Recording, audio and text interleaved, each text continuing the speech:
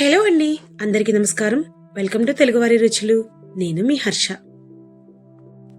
మన తెలుగింటి సాంప్రదాయ వంటలు పులగం విత్ పల్లీ చట్నీ ఎన్నో తరాల నుంచి వచ్చే ఆనవాయితీ అండి. సంక్రాంతికి, అందులోనూ భోగి పండుగ రోజున అందరింట్లో తప్పకుండా ప్రిపేర్ చేసుకునే రెసిపీ పులగం. దానికి పల్లీ చట్నీ, అదేనండి వేరుశనగ పప్పు చట్నీ మంచి కాంబినేషన్. ఎక్కువగా రాయలసీమలో పులగం విత్ పల్లీ చట్నీ అంటే తెలియని వాళ్ళు ఎవరు ఉండరనుకోండి, ఎందుకంటే అక్కడ అంత ఫేమస్ కదా. మీరు ఎప్పుడైనా ట్రై చేశారా? పులగం తెలియని వాళ్ళు ఉంటే తప్పకుండా ట్రై చేయండి ఈ భోగి పండుగ రోజున. చాలా చాలా బాగుంటుంది. అలా అని కష్టమేం కాదు, చాలా సింపుల్ గా ప్రిపేర్ చేసుకోవచ్చు.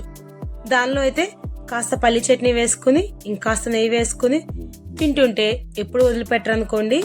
మరి మీరు కూడా ఈ భోగి పండుగ ట్రై చేస్తారా? ట్రై చేయాలంటే రెసిపీ ఎలా తెలుసుకోవాలి కదా. చలో మరి కిచెన్ కి.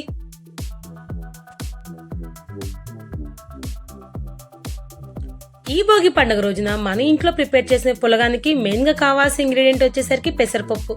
నేను ఇక్కడ పావు కప్పు వరకు పెసరపప్పు తీసుకున్నాను. దానిలోకి వాటర్ పోసుకుని ఒకసారి కడిగేసుకుంటే సరిపోతుంది. ఆ నీళ్లు అన్ని వంపుకొని ఇంకొకసారి ఫ్రెష్ వాటర్ పోసుకుని ఒక గంట సేపు నానపెట్టుకోవాలి. అదే పొట్టును పప్పు తీసుకుంటే మినిమం 3 to 4 hours నానపెట్టుకోవాలి. ఇంకా అందులోనే 2 cups వరకు రైస్ తీసుకుని వాటిని 2 times క్లీన్ చేసుకుని నానపెట్టుకుంటున్నాను. ఇవి నానేలోపు చట్నీ ప్రిపేర్ చేసుకోవడానికి ఒక ప్యాన్ పెట్టుకుని అందులోకి 1 కప్పు వరకు వేరుశనగ పప్పు వేసుకుని వేయించుకుంటున్నాను. ఇందులో ఎటువంటి ఆయిల్ వేయవసరం లేదండి, డైరెక్ట్ గా ఈ విధంగా వేయించుకుంటే సరిపోతుంది. ఈ వేరుశనగ పప్పు వేయించుకోవడానికి మనం కంపల్సరీగా మీడియం ఫ్లేమ్ లో పెట్టుకుని వేయించుకోవాలి. కాస్త హై ఫ్లేమ్ అయినా సరే ఈజీగా కలర్ చేంజ్ అయిపోతుంది. వీటి కలర్ చేంజ్ అయిందంటే చట్నీ ఫ్లేవర్ కూడా మారిపోతుంది. అందుకని నేను మీడియం ఫ్లేమ్ లో పెట్టుకుని ఈ విధంగా వేయించుకున్నాను. ఈ విధంగా వేగిన వేసిన పప్పుని ఇంకా వేరే ప్లేట్ లోకి అయితే తీసుకోవాలి. నెక్స్ట్ వచ్చేసి వీటికున్న పొట్టు మొత్తం తీసేసుకుని పొట్టు లేకుండానే మన చట్నీలోకి వేసుకుంటామండి. ఇంకా సేమ్ ప్యాన్ లోనే 2 spoons వరకు ఆయిల్ వేసుకుని ఇందులోకి 15 వరకు ఎండుమిర్చిని వేసుకుని వేయించుకోవాలి. కాస్త స్పైసీ ఎక్కువ కావాలనుకున్న వాళ్ళు ఇంకా 2 ఎండుమిర్చి ఎక్కువైనా పర్లేదండి. అదేవిధంగా స్పైసీ తక్కువ తినేవాళ్ళు కంపల్సరీగా తగ్గించి వేసుకోండి. మీడియం ఫ్లేమ్ లో పెట్టుకుని వేయించుకుంటా ఉంటే ఎండుమిర్చి మంచిగా వేగిపోతుంది. ఇంకా ఇందులోకి 1 spoon వరకు నేను ధనియాలు వేసుకుంటున్నాను. ధనియాలు వేసిన తర్వాత జస్ట్ 2 minutes పాటు వేయించుకుంటే సరిపోతుందండి. ఎక్కడ మనకి ఎండుమిర్చి మాడిపోకుండా ఉండేలా వేయించుకోవాలి. ఫైనల్ గా అయితే మనకు కావాల్సిన విధంగా వేగింది. వీటిని ఇప్పుడు ఒక మిక్సీ జార్ లోకి అయితే తీసుకుంటున్నాం.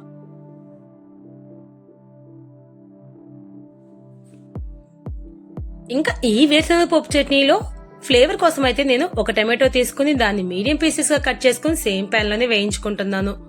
ఆల్రెడీ ఆయిల్ ఉంది కాబట్టి ఎక్స్ట్రా ఆయిల్ ఏం వేయడం లేదు. జస్ట్ 50% వరకు టమాటోస్ మగ్గబెట్టుకుంటే సరిపోతుంది. మరి ఎక్కువసేపు ఏం అవసరం లేదు. మనం ఇక్కడ తీసుకుంది 1 కప్పు వరకు వేరుశనగ పప్పు కాబట్టి ఒక టమాటో సరిపోతుందండి. అలా కాకుండా 2 టమాటోలు వేసుకుంటే మనకి చట్నీలో టమాటో ఫ్లేవరే తెలుస్తుంది.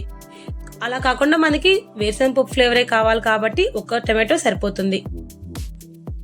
ఇంకా టమాటోస్ ఈ విధంగా మగ్గితే సరిపోతుంది. ఇంకా స్టవ్ ఆఫ్ చేసుకుని వీటిని పక్క పెట్టేసుకుందాం. ఇంకా నెక్స్ట్ వచ్చేసరికి ఎండుమిర్చి వేసుకున్న మిక్సీ జార్ లోకి పొట్టు తీసుకుని వేరుశనగ పప్పును కూడా వేసుకుంటున్నాం. ఇంకా ఇందులోకి 3 వరకు వెల్లుల్లి రెబ్బలు, అదేవిధంగా 1 spoon వరకు జీలకర్ర, అదేవిధంగా టేస్ట్ సరిపడే అంత సాల్ట్ వేసుకుని ఇప్పుడు వీటిని మిక్సీ పట్టుకోవాలి.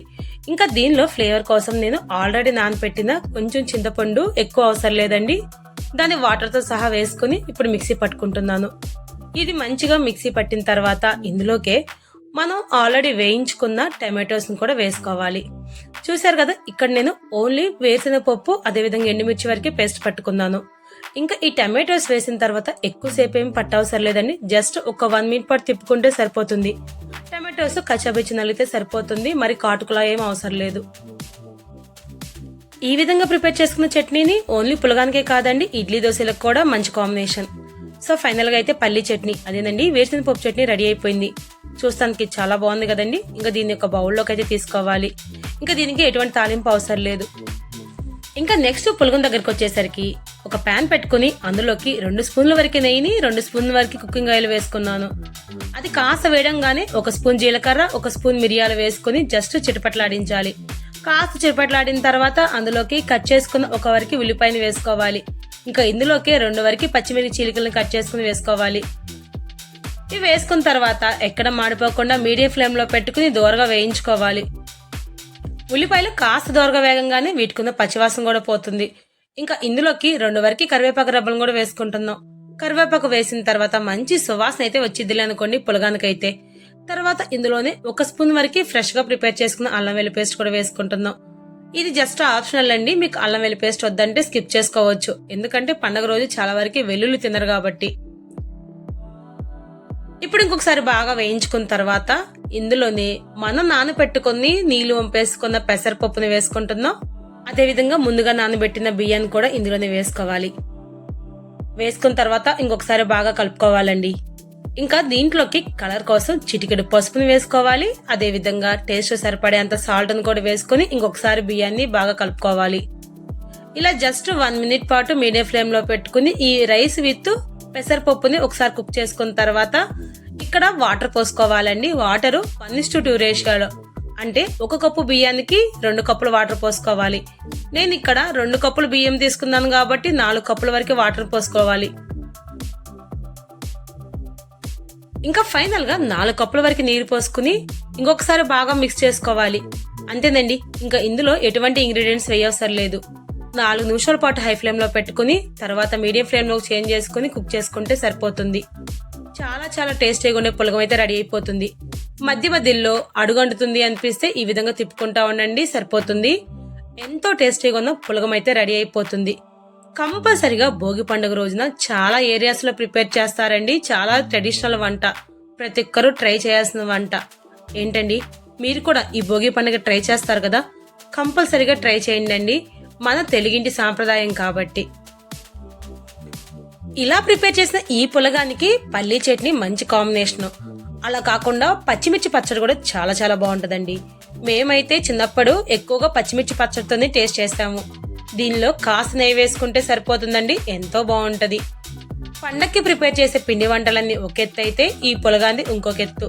అంత బాగుంటదండి. కంపల్సరిగా ప్రతి ఒక్కరు ట్రై చేయాల్సిన ట్రెడిషనల్ వంట. ఎక్కడున్నా గానీ మన తెలుగు వారి సాంప్రదాయాన్ని మనం పాటిస్తూనే ఉంటాం కాబట్టి భోగి పండుగ రోజున కంపల్సరిగా ఈ పులగాన్ని మీరు కూడా ట్రై చేయండి. థ్యాంక్ యూ ఫర్ వాచింగ్ అండి. మా ఛానల్ ని ఇంతలా సపోర్ట్ చేస్తున్న మీ అందరికీ పేరు పేరున ధన్యవాదాలు. ఎప్పుడు ఇదే విధంగా మా ఛానల్ ని సపోర్ట్ చేస్తూ ఉండండి. ఇంకొక వీడియోతో మళ్ళీ మీ ముందుకు వచ్చేస్తాం.